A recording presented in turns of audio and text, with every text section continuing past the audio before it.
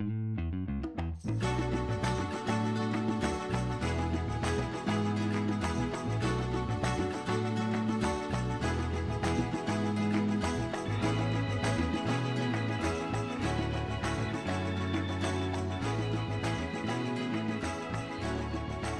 everyone and welcome to another episode of Balckwell's Books. My name is Balckwell and I'm here today to talk to you about a book. Today's book is Nostromo by Joseph Conrad, first published in the year 1904. You may know Joseph Conrad as the author of Heart of Darkness, which is often taught in high school, or at least it was when I was in high school. The most striking aspect of Nostromo is undoubtedly its setting.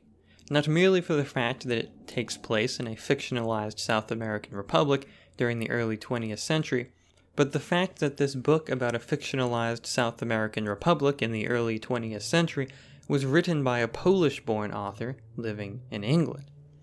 It makes a certain sense that Conrad wrote about the Congo in Heart of Darkness. He did in fact spend a good deal of time there. And it also makes sense that he wrote stories set at sea, for he spent much time as a sailor. But South America was a place Conrad had only heard of and dreamed of. His vision of South America comes from stories he's heard, and the way these stories struck him. In the process of writing this novel, Conrad took it upon himself to reconstruct, through a combination of imagination and research, a world unfamiliar to him. However, much of Xueqin, which is the name of this republic, would have been immediately recognizable to Conrad. Aristocratic by nature, Conrad found it easy to settle into the class divides that characterize this republic, and it's notable that the novel is so heavily focused on first-generation European immigrants, for whom the rest of this society is merely an undifferentiated mass. They bring with them European sentiments, European political ideas, and a generally European way of thinking, which is often set at odds with their new environment. These characters inhabit the world of ideals, and their practical lives are centered around these intellectual principles, rather than the conditions that surround them. Charles Gold, the owner of the silver mine that puts the occidental province of Xueqin on the map, pursues his business with a zeal that is not founded upon the allure of wealth, but instead as a means of avenging and, at the same time, overcoming his own genealogy. Martin Decoud gets involved in politics not for power, but out of love for the outspoken and all too liberated young Antonia Avellanos. All these characters, with their conflicting ideals and varying levels of practical competency, are thrown into the town of Xueqin, and we watch as their dreams collide amidst revolution and civil war. The political situation of Xueqin is based on the secession of Panama from Colombia in 1903, backed by the United States' interest in the construction of the Panama Canal. This political situation constantly serves as a catalyst for major decisions in the lives of the characters, whose true natures are revealed by their reaction to external pressures and stresses. In the end, what unfolds is a novel that perfectly encapsulates Conrad's style of characterization and plotting. The characters' journeys interlock like gears in a finely tuned machine, culminating in moments of extreme dramatic coincidence and irony. It is no surprise that Conrad's style is often associated with drama, as in theater, and that he himself worked on several adaptations of his stories to stage. The hallmarks of careful plotting, bombastic characters, and deliberate manipulation of the audience are all present here. What the characters may lack in psychological depth, they make up for in their actions and dialogue, and the relative simplicity of their goals and motivations allow for wholly satisfying conclusions to their tales. Nostromo is the product of a wealth of imagination, a sympathetic ear, careful research, and a deep understanding of the dramatic and novelistic form, and is often considered Conrad's most compelling novel. In this episode, we will attempt to explore how and why all these aspects work together, and come away with a deeper understanding of the novel. According to Joseph Conrad, the origin of this story came from a tale he heard during his time as a sailor, about a man stealing an entire boatload of silver. Decades later, he encountered this tale a second time, this time in a book he was reading. He felt the urge to investigate the nature of this audacious thief.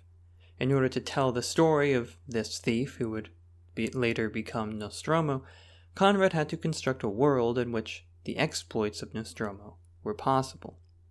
Now, similarly to our episode on Jules Verne's novel, The Tribulations of a Chinese Man in China, I find myself in the odd position of investigating someone's depiction of a place they've never been to, as a person who has also never been to that place. In fact, it's quite likely that Conrad, through his research, is more knowledgeable about South America than I am. So, my intention here is not to compare Conrad's South America with the reality of South America, but to instead explore the town of Xueqin in the country of Costaguana on its own terms, and figure out what Conrad's depiction of South America tells us about the perspective from which he writes. What immediately strikes us about the environment we find ourselves in is the contrast between the elite, educated European society that we as readers gain access to, and the general population that takes on the role of a mob that needs to be controlled or, at the very least, restrained by this elite class. It's always interesting to note in a novel with a large cast who gets to be a character. This will indicate to us the amalgamated general perspective of the novel. As I've alluded to, this novel is primarily about people in power and those connected with them. We can sense an aristocratic tendency in this distinction and also a racial one. The characters we follow are generally white and were either born in Europe or born to European parents and have spent a good deal of their life there. These characters, therefore, are fundamentally disconnected with the country in which they live. Their life on this port town, where access to the United States and Europe by boat is almost easier than access to the rest of Costaguana across the mountains, only furthers this isolation. The political events that culminate in the Revolution and Civil War are essentially foreign to them, and their importance is primarily ideological. We are reminded of the wealthy residents of St. Petersburg depicted in War and Peace, for whom the war that rages on to their south is purely an idea, something to discuss and hash out at dinner parties, but not lived. For the characters in this novel, politics itself is an ideal, because the question of whether the country is ruled well or not hinges on their ability to procure wealth. Of course, they don't say that part. Instead, they refer euphemistically to the ideals of freedom, this freedom being that of the free market and integration with the global trade system, which, in basically all cases, means exploitation of the poor and more money for the rich. In their eyes, the actual on-the-ground politics, including the military conflicts that proceed from it, is inane. It is the game of rabble-rousing, power-hungry fools. This perspective comes from the fact that their political interests do not include the actual polity of the country, but only that of their small, disconnected society. The book presents the general politics of South America as inherently chaotic and uncontrollable, a mess of warlords, bandits, and, of course, the crowds of peasants who make up their militias. This is a common trope when dealing with the victims of colonialism. The idea is that these people can't govern themselves, or that they're not ready to act civilized and therefore haven't earned the right to self-determination. This lawless environment of Costaguana allows for the type of heroism that is associated with the so-called freedom of the West. The story of a man who stole a boatload of silver is a quintessentially American story. one man working alone to perform audacious acts in a part of the world where the law hasn't taken on the same type of totalitarian control as was possible in Europe. This is the ideal of the Wild West.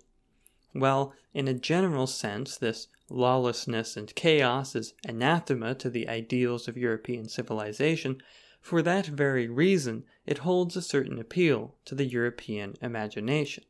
In Europe, this thief would be a criminal, but in the fantasy of South America, he can be a hero.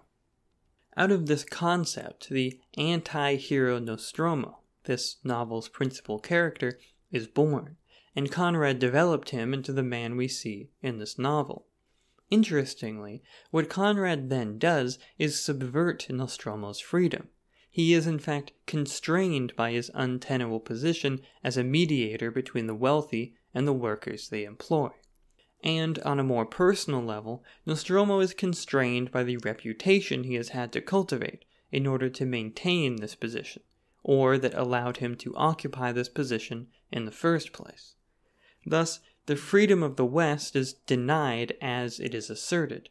Even out on the frontiers, all individual agency is subsumed to the pressures of the environment. In trying to understand Conrad's depiction of the local inhabitants of Costaguana, those not involved in the wealthy European society of our main characters, it might help to refer to his most famous work, Heart of Darkness. That novella tells the story of a man named Kurtz, who ends up forming a sort of cult of personality among Africans in an unnamed location that is essentially the Belgian Congo. Obviously, given the setting, the book deals with the horrors of European colonialism, and contains vivid descriptions of the atrocities being committed upon the local population. The title sets up a bit of a subversion. The Heart of Darkness is made to seem to refer to the Congo River as an avenue that leads the white main character into the center of a continent full of black people. At the end of the novel, however, this idea is subverted with a reference to a different river, this time the Thames in England, leading to the Heart of Darkness that is London, the cultural and trading epicenter of European colonialism.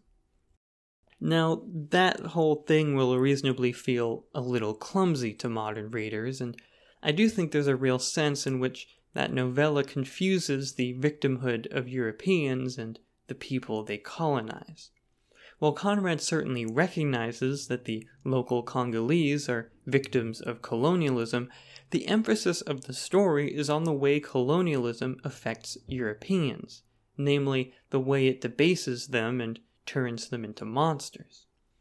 What's important here to us is the novella's perspective. The perspective of the local victims of colonialism is never centered. It's never given priority.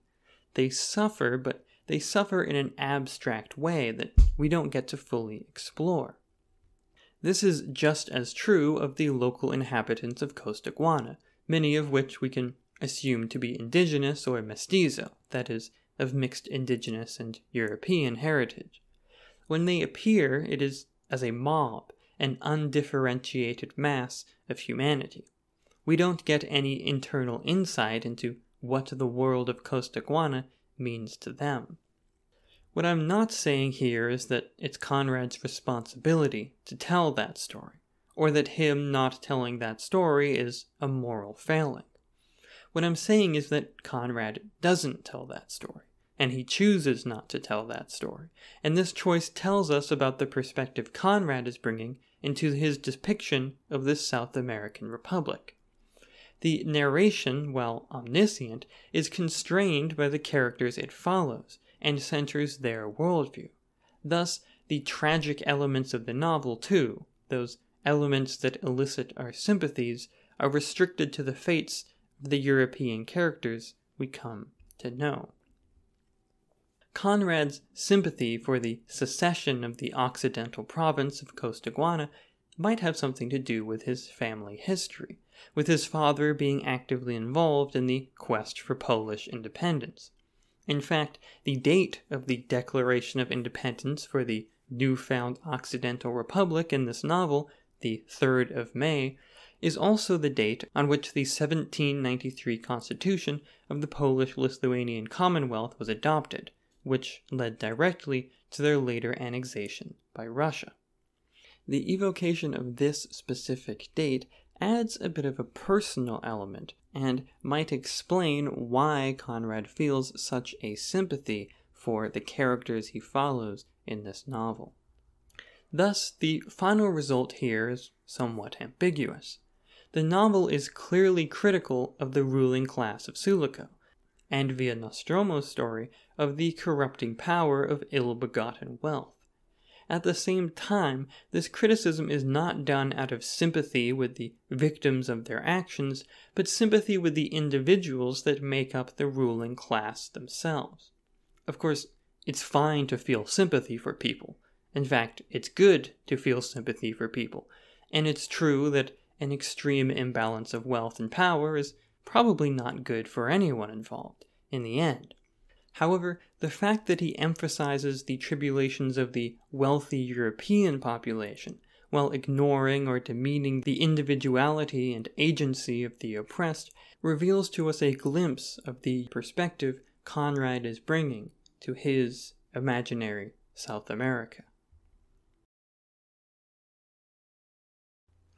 When a book is named after a character, we have to assume that this character is central to the book's themes, whether they are technically the main character or not. In a previous episode, we analyzed Demian by Herman Hesse, which is actually about a young man named Emile Sinclair.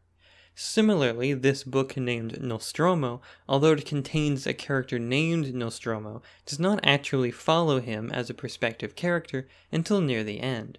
In fact, for much of the novel, you would not be altogether incorrect in considering him as something of a minor character. However, when we look back on the novel as a whole, we see that Nostromo is at the heart of this novel. Not only does he make the events of the plot possible, but his story exemplifies many of the themes central to the book. Nostromo's true name is Giovanni Battista Fidanza, and he is an Italian sailor who finds himself settling in Xueqin after a career at sea. He works for Captain Mitchell at the Oceanic Steam Navigation Company, also known as OSN, which operates the port at Xueqin, the most well-trafficked port in the fictional country of Costaguana.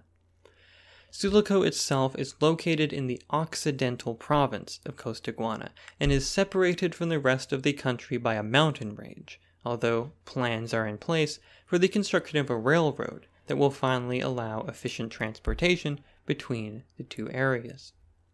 Nostromo's job is to act as a manager and foreman of the large company of laborers that make up the OSN. He has a force of personality that allows him to ingratiate himself both with the average worker and the wealthy society people that own the businesses in town. Aside from his official role at OSN, he is generally employed as a mediator between the local labor force and this wealthy class, with his allegiance having drifted over time from the former toward the latter. In the end, however, both sides are merely tools for the construction of Nostromo's reputation as a man who can get things done, an all-purpose hero whose name will live on in the annals of Costaguana's history. On a more personal level, Nostromo has struck up a friendship with fellow Italian Giorgio Viola, the proprietor of a small hotel just outside of town. Viola is a former Garibaldino, that is, a follower of the revolutionary, one of Italy's fathers of the fatherland, Giuseppe Garibaldi, who was also involved in the independence movement in Uruguay, and after whom a mountain not far from my house is named. Viola lives with his wife and 2 daughters, and mourns the loss of his son, for whom he, and especially his wife, viewed Nostromo as a sort of surrogate. Similar to Garibaldi's pragmatic alliance with monarchists for the sake of Italian independence, Nostromo has formed an alliance with capitalists in the form of Charles Gould, the English owner of Xueqin's silver mine, and Captain Mitchell, the co-owner of the OSN. Throughout the story, he struggles to reconcile this alliance with his almost familial connection to the Viola family, whose eldest daughter they expect him to one day marry. Nostromo's most significant dramatic moment in the novel centers around abandoning Mrs. Viola on her deathbed in order to take on an escapade that will assure his glory as well as solidify his usefulness to these powerful figures.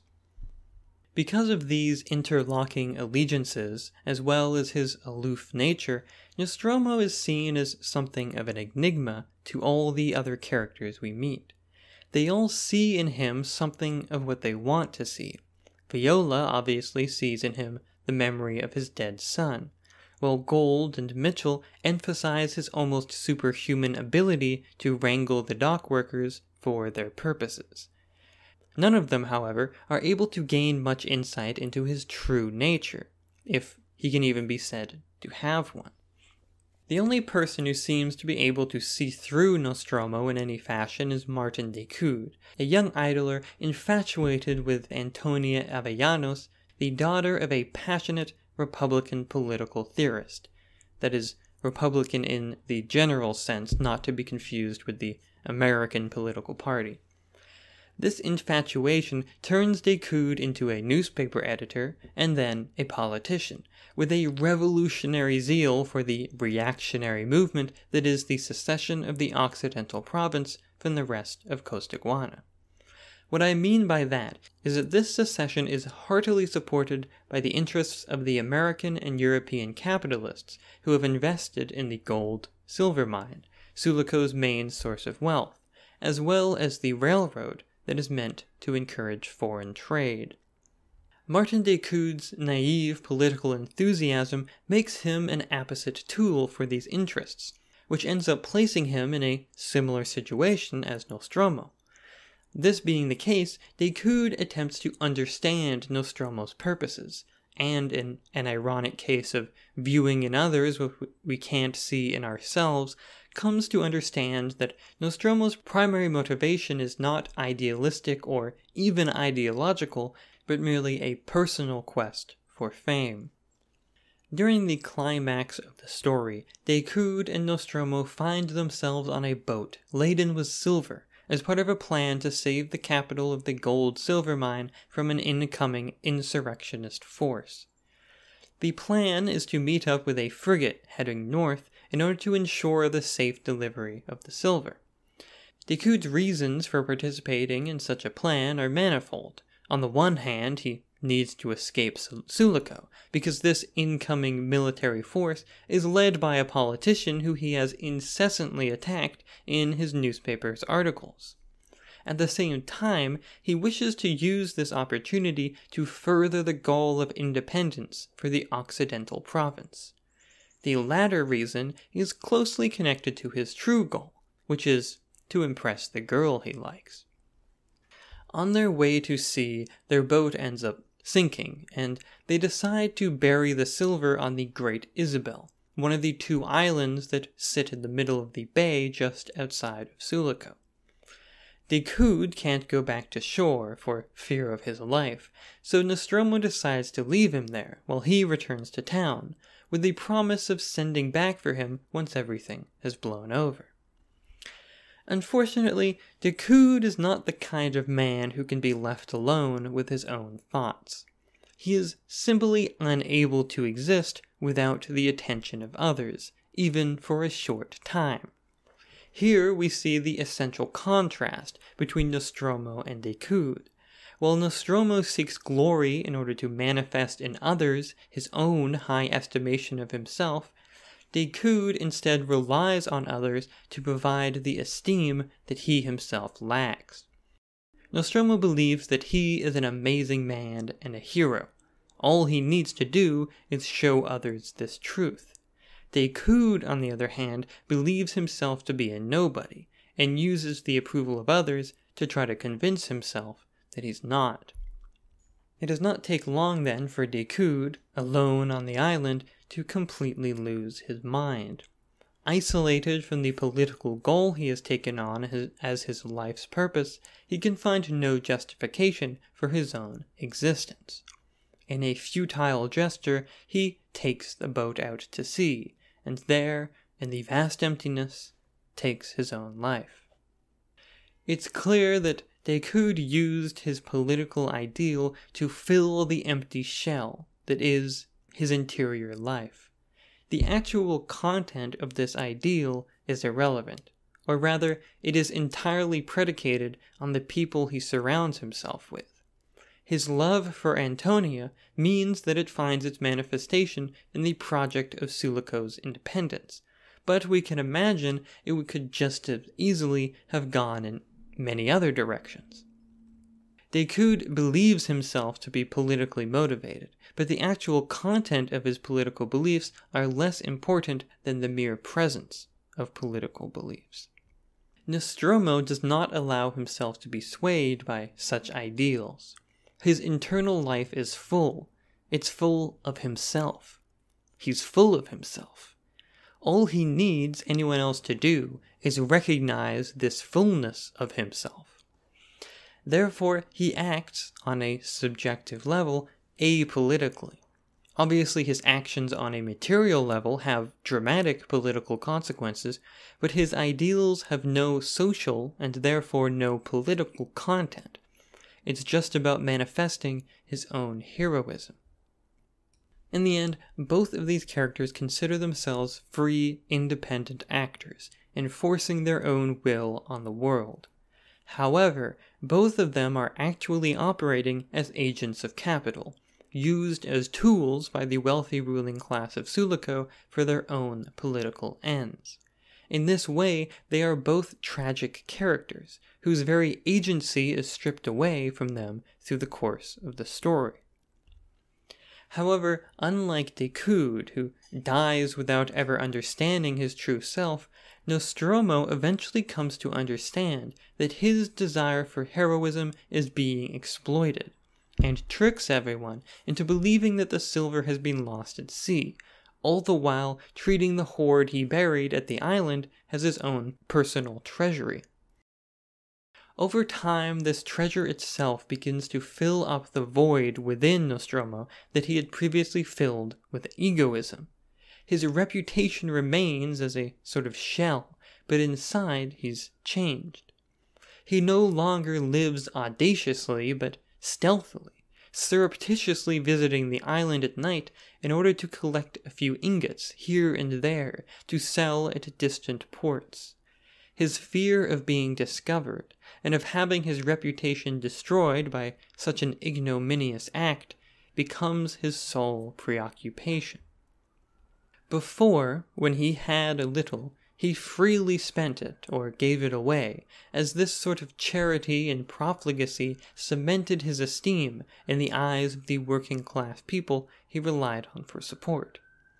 Now that his reputation is secured by his heroic acts during the Revolution, and his material needs are taken care of by the treasure, his only concern becomes not losing all that he has gained.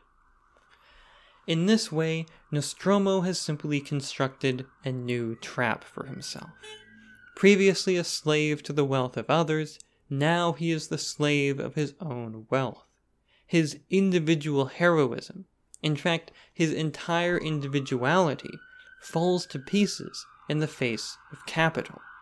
At the end of the novel, he attempts a new adventure, an escape from the treasure, from the town of Xueqin, into the vast unknown, the world of his ideals. Just as he stands on the precipice of this new life, he is killed as a result of a comical misunderstanding. This ending is abrupt, a tad ridiculous, and maybe a little bit cute.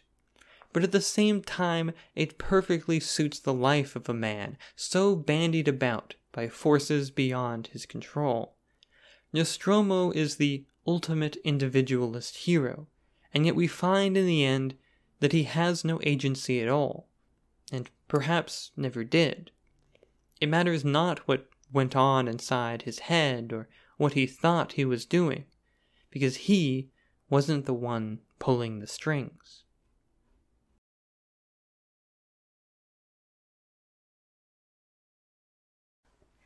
I mentioned earlier Demian by Herman Hesse, which is the most recent book we've covered extensively on the show.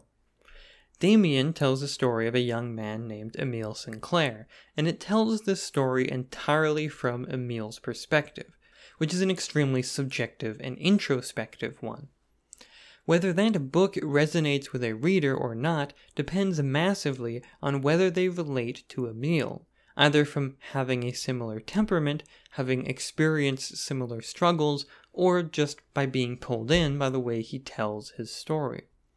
It is clear to anyone who has read any of Hesse's work beyond Demian that he himself sympathizes greatly with Emile, and that Emile's concerns often mirror his own. In this way, Demian is an incredibly open book. It expresses a desire to connect with the reader on a personal and emotional level. After reading the book, we feel like we've met someone, and to a certain extent have come to know them.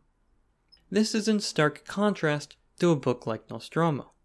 Edward Said, in his book about Joseph Conrad, suggests that Conrad almost hides behind his novels, using the fact that he is writing in a foreign language in a very deliberate and artificial style to keep the reader away from himself.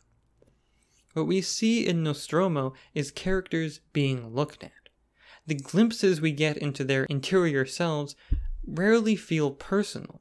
Instead, they are tied to the objective material environment in which they live. At the end of the novel, we feel as if we don't really know any of these characters personally. We only know about them biographically. What this means is that all these perspectives, all these dreams and ideals are not self-contained entities, but instead parts of the greater world of the novel. The dreams of the characters in Nostromo do not exist in isolation. They bounce off each other, they change each other, and they create each other. Nostromo himself is a character who cannot exist without being looked at. His very essence is tied to how people perceive him. He spends his whole life on stage, trying to forge a reputation for himself. This is why we are introduced to him via the perspectives of others. He is the perspective of others. He doesn't seem to have a complete inner self, or if he does, it's entirely inaccessible to us. Nostromo is the extreme case, but all the characters in the novel are like this. Unlike Emile Sinclair, who exists in a populous and disconnected society in which he can simply disappear if he likes, these characters exist in a small, isolated town, where they must always be playing whatever role they have taken on. This makes the idea of them even having a true self suspect. We can see explicitly in the novel that even their internal ideals are subject to the world around them. Their very environment embodies this fact. Costaguana, being a South American country, is at the whim of colonial empires. From the Spanish, Portuguese, British, and Dutch colonizers who originally invaded the continent, to the emerging economic superpower that is the United States. The characters in this novel are of European heritage. Many of them were born in Europe or at least spent a good deal of time there. Most of them don't treat Costaguana as a true home, but as a foreign environment that they are trying to craft into their home. Their attempts to do this are foiled on one hand by the so-called rabble, primarily made up of locals who see Costaguana as their real home, and also by the Western powers themselves, for whom the entire South American continent is a mere pile of exploitable resources and labor. This is a political situation where an agency is quite hard to come by, even for those with access to immense capital. Charles Gould, the richest man in the story, whose ideals dovetail quite nicely with the American and European capitalists looking to exploit Costaguana's resources, still finds himself at the whim of the country's incessant civil wars, brought about by deliberately sustained instability and poverty. The fact that he, specifically, wins in the end is not a sure thing. His backers will always win, because they don't have any real stake in the game and could easily back someone else. But Charles Gould, being on the continent itself, is caught up in its vast, complicated system. Charles Gould himself doesn't care, in any real sense, about silver, or about getting rich from silver. His desire for wealth is based on spite and vengeance. The vicissitudes of South American politics literally killed his father. But even that is not the most important thing. What's important to Charles Gould is proving that he is stronger than his father was. His father told him to give up on the mine, and Charles took that as a challenge. His material actions are all for the sake of his external reputation, as a man who can survive against all odds. What we see, as readers of the novel, is a Charles Gould who is unflappable and calm in the midst of pressure. We see him purely in his social aspect, because even alone with his wife, he continues to play his role. Unlike Emile's confused and complicated goal of becoming his true self, Charles has a very simple goal. He wants to run a silver mine, and not die in the process. His inner life is not infinite and transcendent. It is directly tied to the material conditions of his external life. This is not to say that the characters in this novel lack personality. They have plenty of personality. They are each unique and find themselves in unique situations. They are often funny. Captain Mitchell's indignation at having his watch taken away when he is arrested by an invading general near the end of the novel stands out as a particularly comic moment. But these people are all actors. They are all characters in a grand theater, and though they have these small touches that remind us of reality, they don't feel real, not in the way that Emile Sinclair does. This book is about watching an event unfold. It is about a political situation, the means by which this situation is brought about and resolved, and the consequences of this resolution. No one's soul is at stake here. What's at stake are resources, reputations, and political agency. The book's final section centers on the transfer of silver ingots. Charles Gould and all those with interests in his mine are trying to keep the silver shipment out of the hands of the incoming army. This silver is literal capital and also political capital. Whatever anyone's ideals are, the side that holds the silver, in the end, will come out on top. As we've mentioned previously, the plan is to send the silver out on a boat manned by Nostromo and Martin Decoud in order to meet up with a frigate out at sea, which will then transport the silver to the USA, capital's safest home. When the plan fails and the boat ends up hidden away on the Great Isabel, the silver takes on a new form. On the macro level, it simply disappears, existing only as an abstract note in a ledger somewhere. Its absence becomes its essence.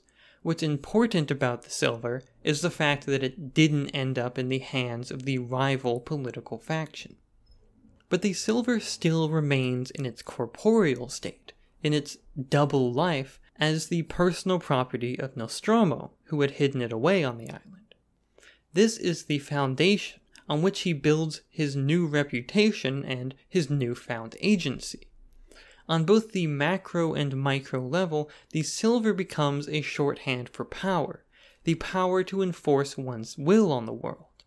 In the grand scheme, the ideals of Charles Gould and of Nostromo are nothing compared to the sheer force of this power that is stuff in its most pure sense, rocks that we pull out from the mass of the earth.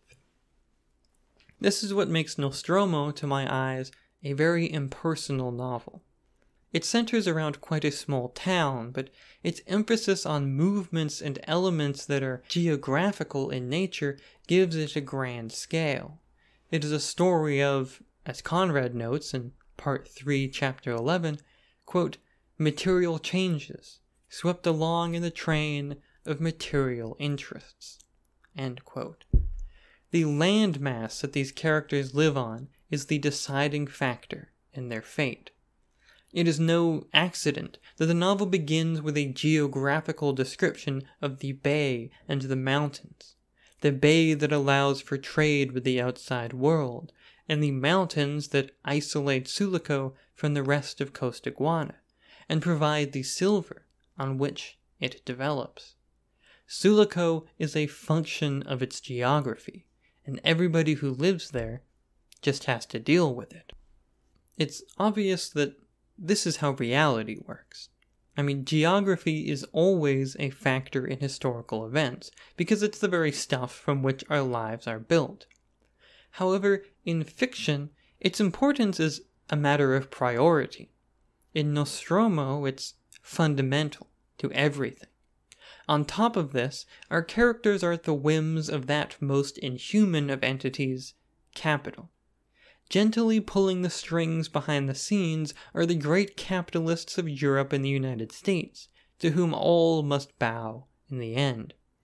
The geography of Xueqin makes it the perfect target of these forces, and in the end, it is this combination of geography and capital that strips these characters of their individual agency. Nostromo is a story about the inhabitants of Xueqin living in a place in exactly the situation that Xueqin is in. It is about the way their ideals crumble in the face of this situation, and the ways in which they try to reconcile themselves to this fact.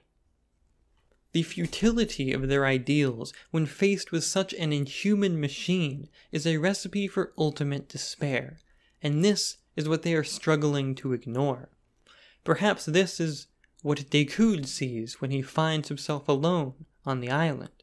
Perhaps this is what Nostromo realizes as he attempts to embark on his final adventure. You can try to run, but there is no escape from fatal contingency. The fatalism of this novel, a product of its emphasis on material forces such as geography and the movement of capital, does, of course, reveal a certain amount of pessimism. The book is a tragedy, that most fatalistic of genres, and so it's no surprise that we are left at the end with this slightly empty, hollow sort of feeling. The book reveals to us just how little our ideals truly mean. We can contrast this with our final analysis of Dream of the Red Chamber by Xueqin, which we covered in a previous episode. Both stories are tragedies, and both tell the tale of a society, in Nostromo the wealthy class of a town, in Red Mansions the Jia family, at the verge of collapse, which, via forces beyond their power, is suddenly restored in a slightly new form, although not without losing something along the way. Dream of Red Mansions contains an even more explicit fatalism, with the fates of its main characters being literally written and revealed in a dream in an early chapter. However, this fatalism is then offset by the novel's metaphysics, its depiction of heaven as the home of eternal souls, and the source of the constant regeneration of good and virtue in our world. What sets these two books apart, then, is not their wildly differing settings or styles, but their perspectives on human agency and human ideals. In Red Mansions, they are eternal and unchangeable. In Nostromo, ideals and virtues are contingent on the forces of the material world. Thus, each book leaves us with a fundamentally different impression. For all that Nostromo contains, there is very little in the way of hope. There is not much stock put into ideals. Their very origin is suspect, and their applicability to the material world rendered negligible. Nostromo is a novel of chaos, where plans fall through or succeed based not on their theoretical solidity, but based on the many contingencies of many different plans all colliding with each other. This chaos is the fundamental material situation of humanity. There is no freedom in our minds, no eternal virtue in heaven. We're just stuck here, at the whim of the infinite inhumanity that surrounds us.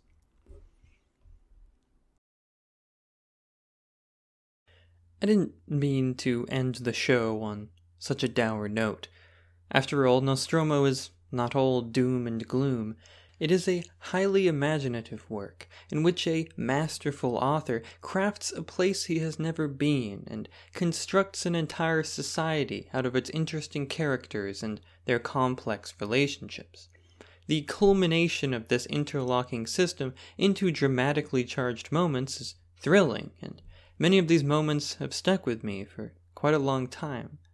The book is also quite funny, in an understated way, due to its often ironic tone when dealing with the sometimes ridiculousness of its characters.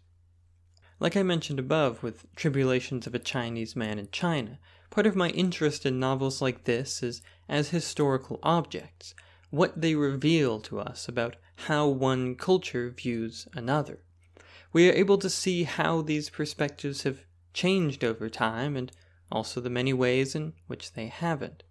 The South America depicted in this story is not a far cry from the ways that South America is depicted in English language fiction and non-fiction today, and it is important to understand where these narratives come from and what perspective they show and how they can skew our own perspectives.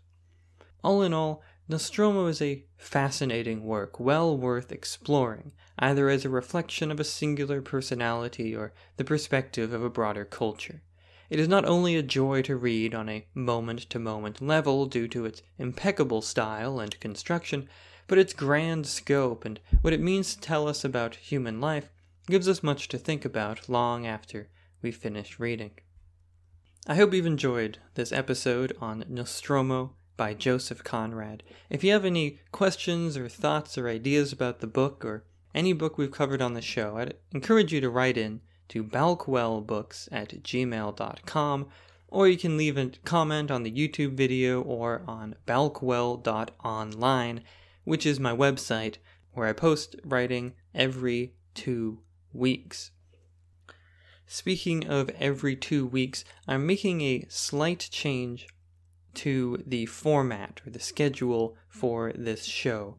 Up to now, we have been doing these sort of main big scripted episodes once a month, and then with mini episodes in between. But I just keep missing that deadline, and it's not working. So what we're going to do is the mini episodes will now be the sort of default episode of Balckwell's books, and they will be coming out every 2 weeks, every other Tuesday, very consistently, so you'll actually know what day the show is coming out instead of it just appearing on a random day twice a month. I will still be writing these larger scripted episodes, just slightly less often. So I'll try to I'll just insert them into the schedule as I finish them. I'm aiming for every 3 to 4 episodes to be a big one like this, so every 6 to 8 weeks. I think this new schedule, it'll just work better for you as the reader or the listener. More consistency in the schedule, you get more episodes probably. And for me, just gives me a bit more time to work on things, and I'm not as constrained by the schedule. I mean, when you make a schedule for yourself, I make a deadline for yourself, and you're consistently not meeting it, even though you set it yourself, clearly something has to change. So this means I'll have more time to work on my novels that I'm trying to write, one of which, Only in Dreams, is available on Amazon for you to purchase and enjoy. So that's the news about that. The music for this show is by Max Miller, aka Fun Bill. Thank you for the music. If you enjoy the show, please recommend it to a friend or rate and review on any sort of podcast service. Thank you for listening. Goodbye.